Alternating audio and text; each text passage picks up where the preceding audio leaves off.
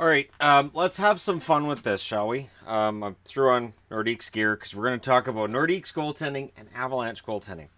And there is a huge difference between the two.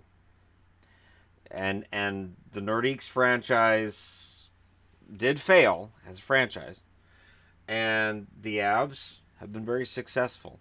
And goaltending kind of shows you well, how things stabilized after they got to Colorado via a trade that the Quebec Nordiques never could have made. In 79-80, their first year out of the World Hockey Association, not counting World Hockey Association because that's a whole other ball of wax, and I'm not getting into it. 79-80, Michel Dion and Hagosta is the backup goaltender. Hagosta doesn't last. 80-81, it's Plas and Bouchard, meaning Dion didn't last either. So 4 goalies in their first 2 years, but Dan Bouchard is going to be a solid goaltender for them and is going to be one of my favorites. Plays 60 games in 81-82. Pretty solid netminder. 82-83 plays 50 games. Nobody else plays as many as 20. So remember, to be on this chart, you have to have played 20 games in a season. 83-84, it's Bouchard, and Malarchuk is the backup goaltender. Malarchuk was in the Quebec organization for quite a while, really, and then moved on to Buffalo. 84-85, it's Gosselin, Bouchard, and Savigny. Richard Savigny comes over from Montreal and ends up finishing his career as a member of the Quebec Nordiques. 85-86, Malarchuk and Gosselin are the goalies again. 86-86, they're the goalies the first time as Bouchard has moved on. So it's Malarchuk taking the starting job, and Gosselin is still there as the backup. And then it's Malarchuk, Gosselin again in 86-87. This is where things start to turn to the negative for Quebec, and it's like they're a good team. They're pretty solid. They're winning the Battle of Quebec, and this is going to be awesome. And then it just right off a cliff. 87-88, Gosselin and Mario Brunetta is the backup. So Malarchuk moves on, and everything kind of falls apart for them. I'm not saying those things are related, but there was a lot of turmoil with that roster. 88-89, 3 guys get 20 games played. Gosselin, Tugnut comes in, and Bob Mason. So things are starting to get dark if you're a Quebec Nordiques fan. And just when things start brightening up, they go to Denver. 89-90, they use 7 goalies. Now, I don't normally talk about anything other than who played 20 games, but the fact they used 7 goaltenders that year, the number 1 goaltender, the only one who reached 20 games was Ron Tugnut with 35. That's insanity. That's what insanity looks like, boys and girls, and it was just as miserable a season as you think it would be with 7 goaltenders. And yeah, it was surreal how many goaltenders they went through that year. 90-91, Tugnut plays 56 games. Again, he's the only one to play 20. So during the most miserable seasons, out of those 35, Tugnut won 5. Out of the 56 the year after, Tugnut won 12. He was a solid goaltender. It's the only guy I ever saw as a visiting goaltender get a standing ovation from the Boston Bruins faithful after a tie game where he faced, I believe he made 65 saves. It was something ridiculous he made that night. And it was one of those nights watching hockey that I went, wow. Because Quebec was nowhere near a playoff spot at the time, and Tugnut was standing on his head, even though he had no support on the ice whatsoever. And the Bruins all went over, and it was something after that game, because you would have thought Tugnut was a Bruin. 91-92, Tugnut's the starter again. This time he's got backups, Cloutier and Fissé. Stéphane Fissé was a good goaltender, and he never really got a chance to excel as a starter. I thought he was half decent. But again, you got a lot of competition for very few jobs when it comes to goaltending. In 92-93, the deal is made. The big deal is made. The Lindros won't count a Quebec problem is solved as they make a big deal with Philly, and Hextall becomes their starter with Stéphane Fissé as the backup. It doesn't go particularly well with Hextall. Hextall only lasts a year. And then he moves on to the island, and after being on the island, he'll go right back to Philly. 93-94, Fissé is the starter, and Jocelyn Thibault is the backup. Jocelyn Thibault, who is another goalie that I really thought was going to be more than what he ended up being.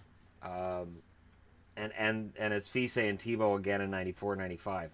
So Fise and Thibault are tandem for 2 years. Malarchuk and Gosselin for 2 years as well. There's not a tandem where both guys play at least 20 games in Quebec history in the NHL. And that says a lot. It says a lot about the stability of this team, and they use 15 goaltenders between 79-80 and 94-95. So it's a lot of goalies they go through. And, you know, if I was doing all goaltenders, that year 89-90 was 7 goalies, yeah, we'd have probably double the 15 amount if I counted every goalie who played a game. It's not a fantastic look. And so for Quebec fans who were long-suffering, they were rewarded by the team going to Colorado, going to Denver in 95-96.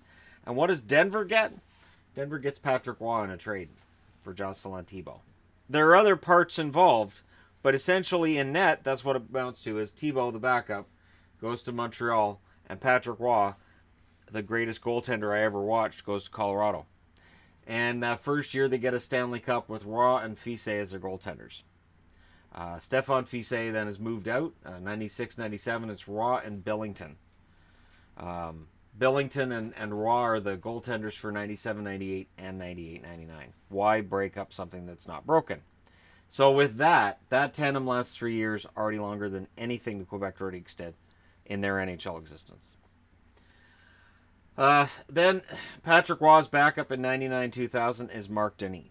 And Marc Denis was highly thought of, then goes to Columbus, and doesn't play particularly well, and his career doesn't last nearly as long as people thought it might.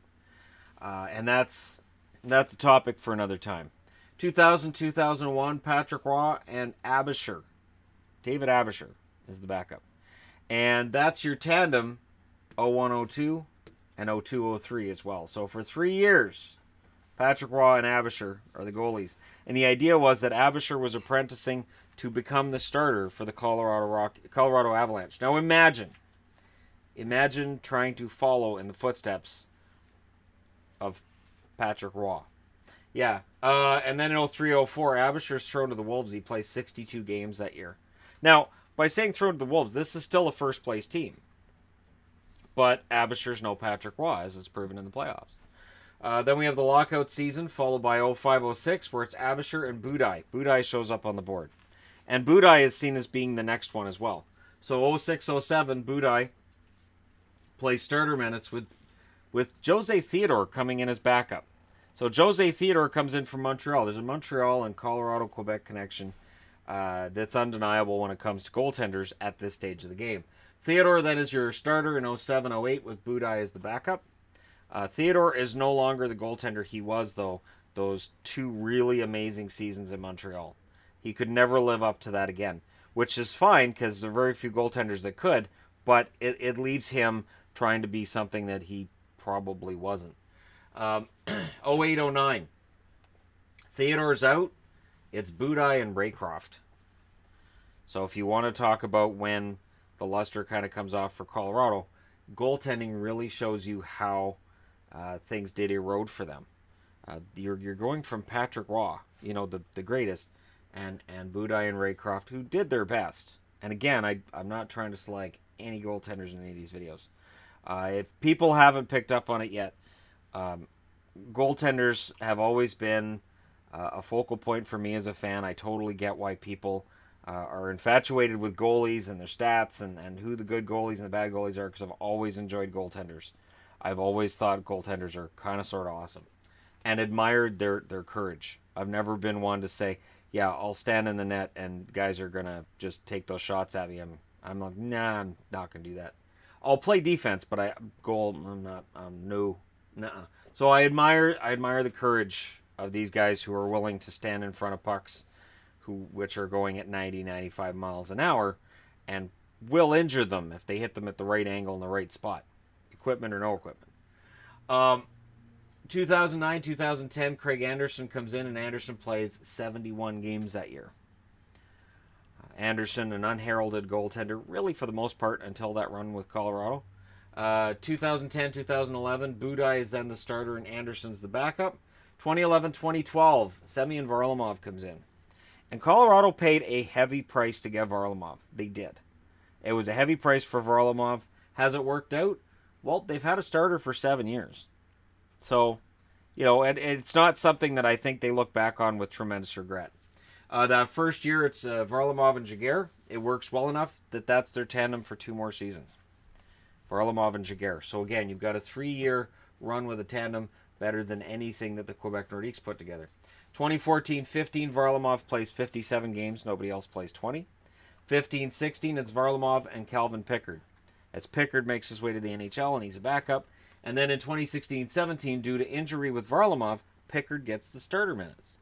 So Pickard looks like he's on his way up. At the very least, he's going to be a solid goaltender in the NHL. And the following season, he's in the American League. Crazy. And in 2017-18, Varlamov is your starter again with Bernier as the backup. So Bernier spends 1 year in Colorado, and he's out now, and Grubauer's come in. But we're not getting into 18-19 because we haven't played it yet. Goaltenders, Colorado, 13.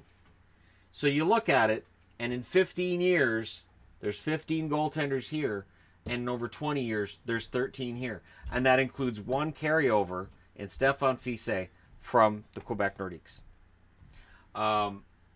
Your tandems, again, Roy and Billington, Roy and Abbotsford, Varlamov and Jaguar, all last 3 years. So Patrick Roy, in 6 of his seasons in Colorado, he had 2 different backups. Dan Bouchard plays 5 seasons. Mario Gosselin, 5 seasons. Ron Tugnut, only 4. It felt like more to those of us watching, and I'm sure it felt like more than that to him, because it was rough. Fiset, 5 seasons between Quebec and Colorado. Patrick Roy played 8 seasons in Colorado. Abbotsford, 5 seasons. Budaj, 4 seasons. And Varlamov, 7. He's going into his 8th to equal Patrick Roy. What's interesting, too, with Patrick Roy, with 8 seasons as a Colorado Avalanche member, is that the time that he was traded out of Montreal, there were those that said, hey, he's past his prime anyways. Hey, we're due. He's not that great anymore. He's not that great. Strange, because they did win a couple of Stanley Cups with him. But there you go. Goaltending, altogether, if you're going to combine the two, it's 28 goaltenders between the Avalanche and the Nordiques. Since 2000, they've gone through 11, which is not bad. They've been very solid with their starters. Patrick Roy, 8 years. Varlamov, 5 years. That's 15 years between 2 starters, and it's likely going to be 16 years because Varlamov should get the starter minutes this year over Grubauer. But we'll find out, won't we? There you go. Your Quebec Nordiques and your Avalanche goaltending from 1979-80 until now. Let me know what you guys think in the comment section below. Don't forget to hit like and subscribe if you're browsing your way through. You just happened upon this video. Thank you guys so much for watching. I'll talk to you again soon.